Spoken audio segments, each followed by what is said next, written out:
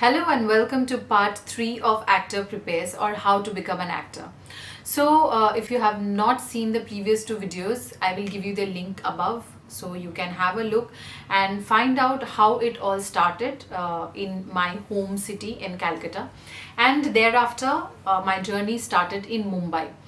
Immediately after coming to Mumbai मैं सिर्फ यही सुनना मतलब हर जगह सुनने को मिल रहा था, acting school acting school acting school, कहीं किशोर नमित कपूर का एक्टिंग स्कूल, कभी बैरी जॉन का, कभी अनुपम खेर, आजकल तो शायद बहुत सारे एक्टिंग स्कूल्स खुल गए हैं. But I never believed in an acting school और मुझे ऐसा लगा कि कैलकाटा में भी काम जिस तरीके से स्टार्ट हुआ था वो किसी एक्टिंग स्कूल में या किसी ने मुझे सिखाया नहीं था. I mean either you have it in you or you don't have it in you. कुछ कुछ बच्चे आप देखिए आजकल मतलब कितना सुंदर एक्टिंग करते, लगता ही नहीं एक्टिंग करते हैं. उन लोगों ने तो कहीं से सीखा नहीं है. और कुछ लोग बहुत साल एक्टिंग करने के बाद ही बहुत ही वाहियात एक्टिंग करते हैं. तो फिर इसका मतलब ये नहीं कि आप सीख जाओगे मतलब या फिर आपकी स्पेशल कोई ट्रेनिंग होगी तो आप बहुत अच्छा एक्टर बन जाओगे. तो मुझे एक्टिंग स्कूल में कभी बिलीव नहीं था. तो मैंने बॉम्बे में आते ही जितने कोऑर्डिनेटर्स थे मैंने सबके पास फ़ोटोज़ भेजे. उस टाइम पे फ़ोटोज़ हार्ड कॉपी भेजना होता था, अभी तो आप मेल कर सकते हैं. उसका भी मतलब थोड़ा सा खर्चा और कम हो गया क्योंकि बार बार फ़ोटोज़ को प्रिंट कर कर के लोगों को दे देते हैं और लोग पता नहीं, कुछ लोग यूज़ करते, कुछ लोग देखते भी है और कुछ लोग देखते भी नहीं है, फेंक देते हैं. तो एटलीस्ट सीधा मेल कर देने से थोड़ा खर्चा तो कम हो गया ना. तो आप सीधा मेल कर दीजिए जितने भी कोऑर्डिनेटर्स है. एड एजेंसीज है, ad agencies actually do a lot of advertisement. तो एडवर्टीजमेंट के काम क्योंकि छोटे छोटे होते हैं, बाई चांस आपको कोई एड फिल्म मिल जाता है तो मतलब छोटे छोटे एक्सप्रेशंस देने होते हैं, बहुत ही छोटे छोटे. तो उसमें जो डायरेक्टर होते हैं वो छोटा एक्सप्रेशन आपसे निकलवा के ही छोड़ते हैं. तो एड फिल्म्स करने से मुझे लगता है कि बहुत एक्टिंग काफ़ी ब्रश हो जाता है. तो उसके बाद शुरू होता है यहाँ पे ऑडिशन का सिलसिला. जैसे आपको एक आधे ऑडिशंस मिल जाने लगेंगे तो वो ऑडिशन देते देते ही आपका एक्चुअली एक्टिंग स्किल्स ब्रश होगा. मेरे हिसाब से आप जब भी ऑडिशन देते हैं इनिशियली लोगों के हाथ पैर कांपते, लोग फ्रीज हो जाते हैं. तो इस चीज़ के लिए आप घर पे ऑडिशन देना प्रैक्टिस कीजिए. आप कोई भी एक सीन ले लीजिए जो आपको पसंद है या जो आपको काफ़ी डिफ़िकल्ट लगता है या जो आपको बहुत इम्प्रेस करता है. कभी कोई फास्ट बोलने वाला सीन जो मुझे लगता है कि ये बहुत डिफ़िकल्ट होगा मेरे लिए, तो चलो मैं एक ऐसा कुछ करती हूँ. जैसे बचपन में मुझे लगता था ये बाबा साइकिल का रैप, जाने मना रुक जाना दूर दूर जाए, जाने मना रुक जाना दूर दूर जाए, तेरे गोरे गोरे गाल तेरे काले काले बाल. मुझे ऐसा लगता था इतना फास्ट मैं बोल नहीं सकती हूँ. तो उसी चीज़ को मैंने ओवरकम किया इस तरीके से प्रैक्टिस कर करके. आप भी आपको जो डिफ़िकल्ट लगता है वही चीज़, वैसा कोई सीन, वैसा कोई डायलॉग प्रैक्टिस कर करके ओवरकम कीजिए. उसके बाद आप ऑडिशन जाइए. इनिशियली हो सकता है कि आप फ्रीज हो जाए, इनिशियली हो सकता है बहुत कुछ गड़बड़ हो, लेकिन इसी तरीके से ही आप धीरे धीरे धीरे धीरे ठीक हो जाएंगे. बॉम्बे एक ऐसी जगह है और ये फिल्म इंडस्ट्री एक ऐसी जगह है जहाँ पे लोग भूल जाते हैं बहुत जल्दी. तो वो एक अच्छी भी बात है. इसीलिए आप अगर पहली बार जाके फ्रीज हो भी गए हैं या अच्छा नहीं भी किया है, कोई फर्क नहीं पड़ता, लोग आपको फिर बुला लेंगे.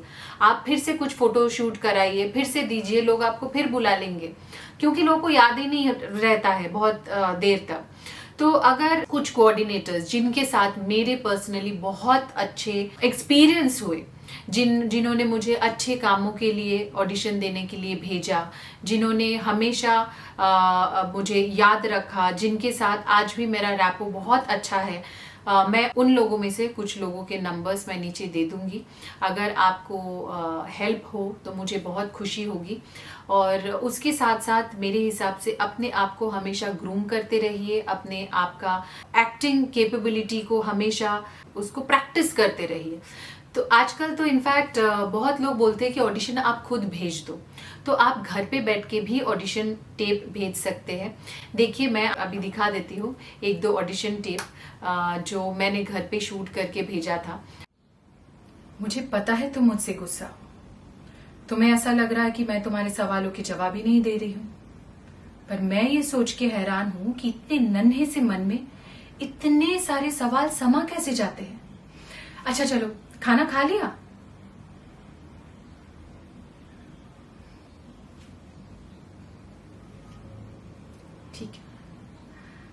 बैठो। तुम्हारे सवालों के जवाब तो नहीं है मेरे पास। आई नो, हम हर एक की मदद तो कर नहीं सकते, पर हर एक इंसान किसी एक इंसान की मदद तो कर सकता है। फ्रैंकली स्पीकिंग, मुझे लोगों की मदद करने में बहुत खुशी मिलती है। एक अजीब सा सुकून महसूस होता है। हमारी उम्र की लड़कियों को शॉपिंग से जैसी वाली खुशी मिलती है, वैसी वाली। बस यहाँ पैसों का खर्च नहीं होता है, सिर्फ प्यार खर्च होता है। और प्यार खर्च होने से कोई गरीब थोड़ी ना हो जाता है। बहुत सारे तो मैंने शायद डिलीट भी कर दिया, लेकिन ये ऑडिशन टेप विश शो का है जो आप लोगों ने देखा होगा सबरीना के रूप में। तो वहाँ के लिए भी ऑडिशन मैंने घर से भेजा। ये लीजिए पापा जी प्रसाद, मंदिर से अभी अभी अभिषेक के लिए मन्नत मांग कर आई हूँ। अभिनव, ये लो तुम्हारा प्रसाद लो।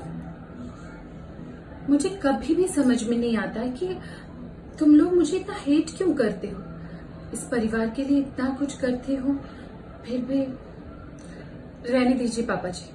मैं अभिनव को जानती हूँ, वो थोड़े ऐसे ही है, एंग्री बर्ड, लेकिन मन इनका बहुत अच्छा है, बिल्कुल अपने भाई की तरह। चलिए मैं अभिषेक को प्रसाद देकर आती हूँ।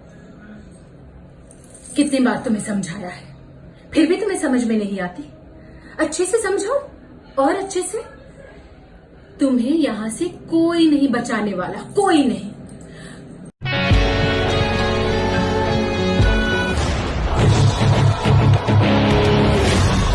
विश 10 जून से रात 10:30 बजे। जरूरी नहीं है कि कोई एक्टर हो सामने, जरूरी नहीं है कि कोई आपको क्यू दो, जरूरी नहीं है कि कोई आपका कैमरा पकड़े।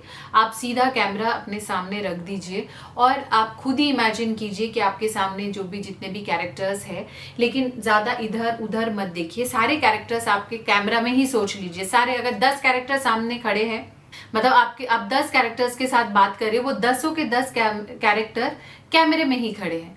तो जिसके भी साथ बात करें, पापा भी इधर ही है, हस्बैंड भी इधर ही है, और जेठानी भी इधर ही है, देवरानी भी इधर ही है। मतलब हर एक इंसान का लुक कैमरा में दीजिए और कोशिश कीजिए कि वो नेचुरल हो। अपना खुद का भी काम देखिए, किसी और का काम अच्छा लगे तो वो देखिए, और कंपेयर कीजिए कि आप कितना अच्छा या कितना बुरा कर रहे हैं।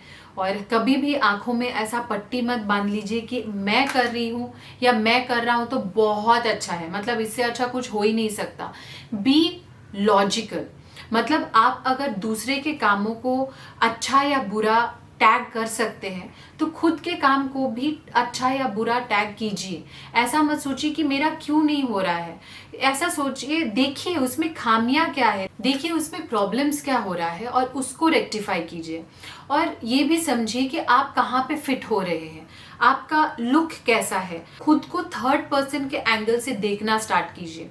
इनफैक्ट अगर ये डिफिकल्ट होगा, मुझे लगता है कि बहुत लोग सोचते कि मैं सिर्फ हीरो बनने के लायक हूँ, लेकिन दूसरे लोग ऐसा नहीं समझते और उससे उनको बहुत ज़्यादा निराशा होता है।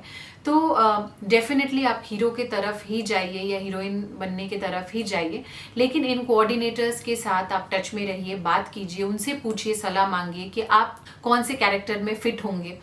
कभी अपने आप को ओवर एस्टिमेट भी मत कीजिए और अंडर एस्टिमेट भी मत कीजिए। कभी लोग बोलेंगे यार तुम तो बहुत अच्छे नहीं हो, तुम तो सिर्फ साइड रोल में ही फिट होंगे।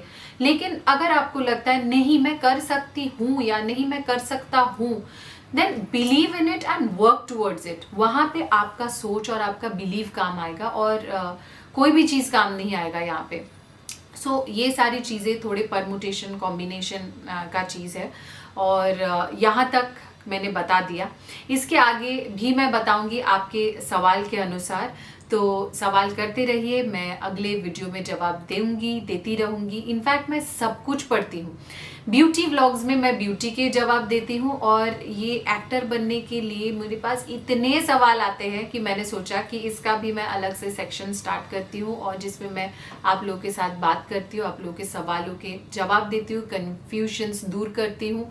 आप भी मेरे वीडियो को लाइक कीजिए, सब्सक्राइब कीजिए, शेयर कीजिए उनके साथ जिनको ये वीडियो काम आ सके। और तब तक के लिए tata, bye bye and see you in the next video.